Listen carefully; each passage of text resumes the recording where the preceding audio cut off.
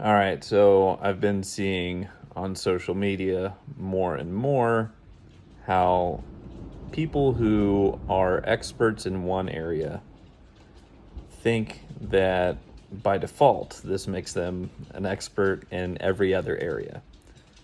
And this trend tends to happen as people become increasingly more popular, as they gain a following, and most likely their ego is just beginning to get a bit out of control. But part of it is they're already incredibly smart people most of the time.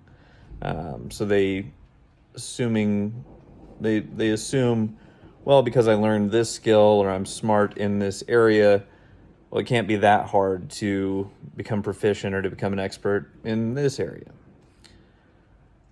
And they need to understand that there is nuance and there are years of experience that come with a given area that you don't get if you're devoting all of your time to another area, right? Because you can't master it all. So as an example, I just saw a guy who's a surgeon talking about giving a lot of opinions and things that he thinks are accurate about exercise and diet and all this other stuff. Are some of his things good? Yeah.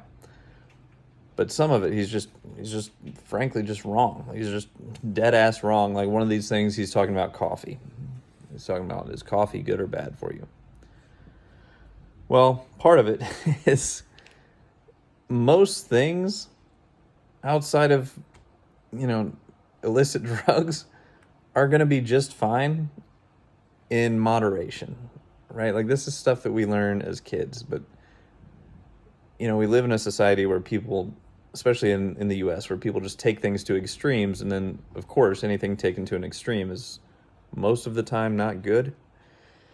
So anyway, this guy's talking about coffee and how it's, detrimental or not good or whatever, and it's just frankly not true. I mean, you can go on pubmed.gov and you can look at a ton of studies that show coffee. Like we're just talking black coffee right now. I'm not talking any kind of, added cream, added sugar.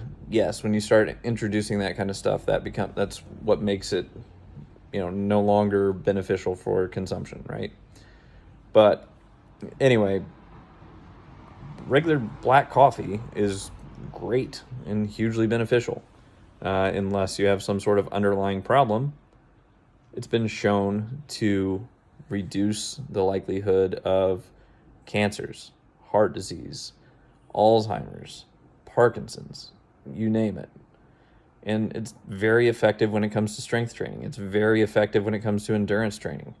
Because another thing that caffeine does is it effectively helps you have a higher pain tolerance. So if you have a higher threshold to pain for a period of time, now you can work at a higher threshold towards your normal tolerance.